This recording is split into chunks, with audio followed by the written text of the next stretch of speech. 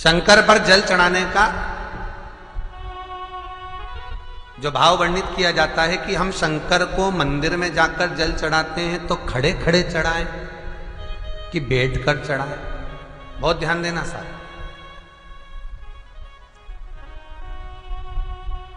शंकर में मंदिर में जाकर हम भगवान शंकर को जल चढ़ाएं तो खड़े होकर चढ़ाएं कि बैठकर चढ़ाएं। अब दो तरह का शिवलिंग है मंदिरों में, दो तरह का शिवलिंग का निर्माण होता है, ठीक है। एक विष्णु शिवलिंग, एक शक्ति पार्वती शिवलिंग। दो तरह का शिवलिंग मंदिरों में होता है, दो तरह का शिवलिंग मंदिरों में होता है। समझ लेना बहुत अच्छी तरह से। एक शिवलिंग वो होता है जो जमीन पर डायरेक्ट जलाधारी रहती है, शिवलिंग रहता है, ऐसी जलाधारी पूरी की पूरी, और शिवलिंग जमीन पर रखा रहता है, भूमि पर रखा रहता है, डायरेक्ट जमीन पर। आप जल ले जाकर चढ़ाए, निकल गया रास्ते से। एक शिवलिंग जो जमीन पर डायरेक्ट शंकर भगवान की जलाधारी और शिवलिंग रखा रहता है वो शक्ति शिवलिंग कहलाता है। पार्वती का हस्तकमल उस शिवलिंग के सम्मुख में, और दूसरा शिवलिंग एक डमरू जैसा होता है। अब वो हम उसको कैसे वर्ण, डमरू शिवलिंग होता है, ऐसा उसका स्टैंड होता है, ऐसा स्टैंड होता है, नीचे शिवलिंग रखने की जगह होती, फिर ऐसा होता है, फिर उसके ऊपर इस तरह शिवलिंग रखा होता है। देख, दर्शन करें आप लोगों ने। अब फिर इसके ऊपर शंकर भगवान का शिवलिंग रखा होता है, ठीक है। इस तरह का जो शिवलिंग होता है, एक डायरेक्ट नीचे रखा हुआ शिवलिंग और एक भगवान जो नीचे डमरू जैसी आकृति होती है, इस पे जो डमरू जैसा जो भाग बना होता है ये भगवान विष्णु का हस्तकमल है, और ऊपर का जो भाग है वो भगवान ब्रह्मा का हस्तकमल है। इसको विष्णु शिवलिंग कहते हैं।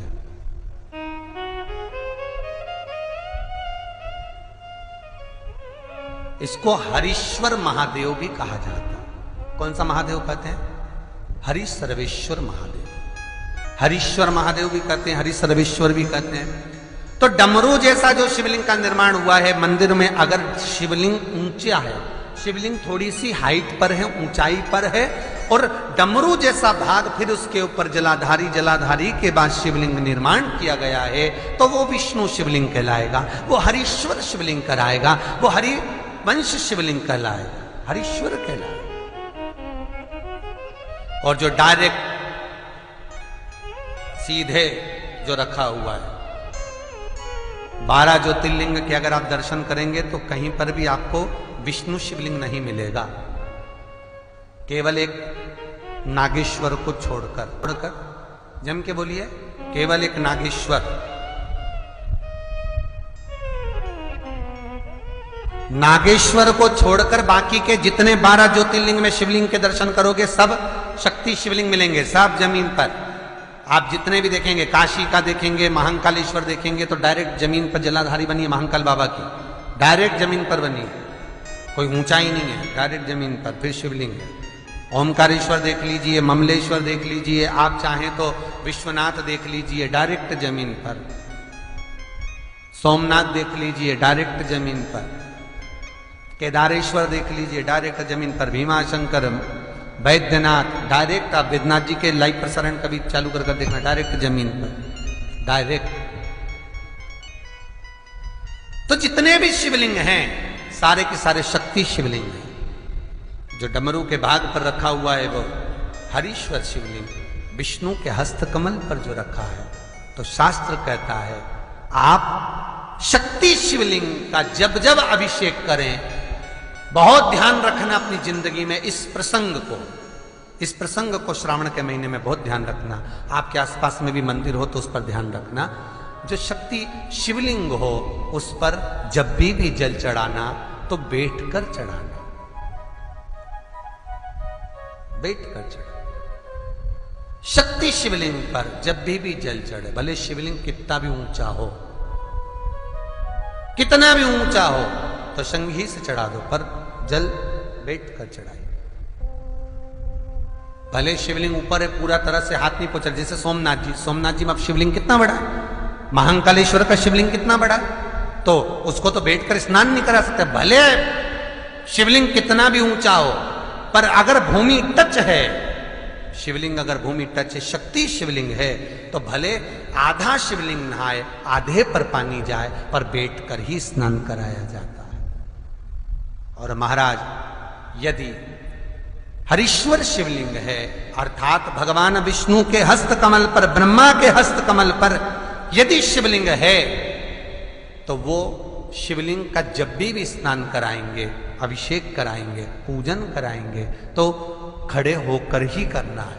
और खड़े होने का भी तरीका होता है, दोनों चरण बराबर में रखकर कभी भी शंकर भगवान के शिवलिंग का स्नान नहीं कराया जाता। दोनों चरण बराबर रखकर, अगर हरीश्वर शिवलिंग है, किसी मंदिर में शंकर को जल चढ़ाने के लिए आप गए हो और शंकर को जल चढ़ा रहे हो, तो हरीश्वर अगर शिवलिंग है तो दोनों पांव बराबर रखकर नहीं, एक सीधा चरण थोड़ा सा आगे रखिए और उल्टा चरण थोड़ा सा पीछे रखकर भगवान शंकर का जलाभिषेक करने पर लक्ष्मी जैसे अपने चरण रहते हैं, भगवान शंकर उसी तरह से लक्ष्मी को दौड़ाते हुए अपने घर में प्रवेश करा। लक्ष्मी भागती हुई, अगर जो पुष्टि मार्ग से जुड़े होंगे, जो भगवान ठाकुर जी की सेवा करते हैं, पुष्टि मार्ग से जुड़े हों, श्रीमद वल्लभाचार्य जी से, वल्लभ कुल बालकों से जिनका ब्रह्म संबंध हुआ है, ऐसे अगर जीव हैं, वैष्णव जीव हैं, तो वो दर्शन करते होंगे ठाकुर जी, यमुना जी और महाप्रभु जी का। तो कैसा दर्शन करेंगे? श्रीनाथ जी का दर्शन करेंगे तो दोनों पांव श्री जी बाबा के, मेरे ठाकुर जी के बराबर पर है, नाथ द्वारा वाले श्री जी बाबा के, गोवर्धन नाथ जी के दोनों पांव चरण बराबर। श्रीमद वल्लभाचार्य जी का दर्शन करेंगे तो दोनों चरण बराबर के फोटो में मिलेंगे। पर यमुना जी का अगर आप दर्शन करेंगे, पटरानी यमुना जी का जब दर्शन करेंगे, तो यमुना जी का चित्र का दर्शन करेंगे, तो यमुना हमेशा एक पांव यमुना जी का आगे मिलता है। क्यों? जो वैष्णव ठाकुर का दर्शन करे, श्रीमद वल्लभाचार्य जी के अनुसार भगवत चर्चा करे, उसके यहां यमुना भक्ति निरंतर प्रवेश करती जाए, इसलिए भागता हुआ चरण, दौड़ता।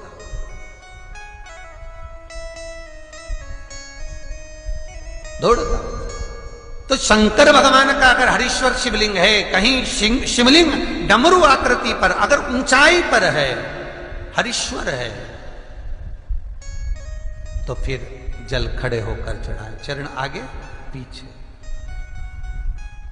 बहुत ध्यान देना महाराज। हरीश्वर शिवलिंग का वर्णन किया महाराज, बहुत सुंदर बात कही है, बहुत ध्यान से सुनिएगा। शक्ति शिवलिंग के ऊपर जो जलाधारी लगती है, शक्ति शिवलिंग के ऊपर जो जलाधारी लगती है, वो 5 मिनट, 10 मिनट, आधा घंटा रखकर 24 घंटे के लिए हटा सकते हो।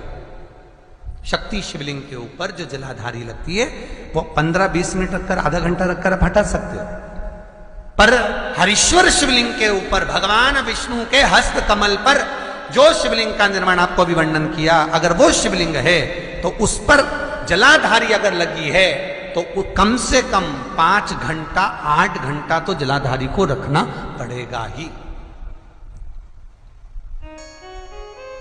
बहुत ध्यान दीजिए महाराज। शंकर जी की प्राण प्रतिष्ठा करते समय, शंकर जी की स्थापना करते समय, शंकर जी को प्राण प्रतिष्ठित करते समय एक एक चीज का ध्यान करना पड़ता है कि हमें कैसा शिवलिंग रखना है, कौन सा शिवलिंग रखना है, कैसे स्थापना करना है, किस भाव का होना चाहिए। शंकर के मंदिर में शंकर जी विराजे हैं, तो गणेश जी, कार्तिकेय और पार्वती की मुद्रा कैसी होना चाहिए, गणेश जी कौन सी सूंड का होना चाहिए। जब शंकर के मंदिर में हम आराधना कर रहे हैं तो गणेश जी की सूंड किस ओर होना चाहिए, पार्वती की मुद्रा कौन सी होना चाहिए, षडानंद कार्तिकेय की दृष्टि कहां होना चाहिए, ये शंकर जी की प्राण प्रतिष्ठा में देखा जाता है। केवल मूर्ति वाले ने बाजार में मूर्ति बनाकर बेच दी और तुम गए हमें शंकर जी का परिवार दे दो, हमारे मंदिर है छोटा सा, मैं वहां प्रतिष्ठा करना है। तुम बाजार में गए और शंकर जी का परिवार लेकर आ गए, शंकर जी लिया, कार्तिकेय लिया, पार्वती जी लिया, गणेश जी लिया और स्थापना करवा दी पंडित जी से। और बाद में बोली हमको थोड़ी कष्ट हो रहा है, हमको थोड़ी तकलीफ हो रही है, कहीं ये हम जब से लाए इससे तो नहीं हो रही, कहीं इससे तो नहीं। नहीं, गलती तुम्हारी है। तुम तो बस गई और लेकर आ गई। यहां तक शिव महापुराण की कथा कहती है कि तुम्हारे घर की मूर्ति जितनी पुरानी होती है उतना सुख देती है। आपको पहले भी कथा में कहा, दिया और मूर्त पुरानी होगी चलेगी।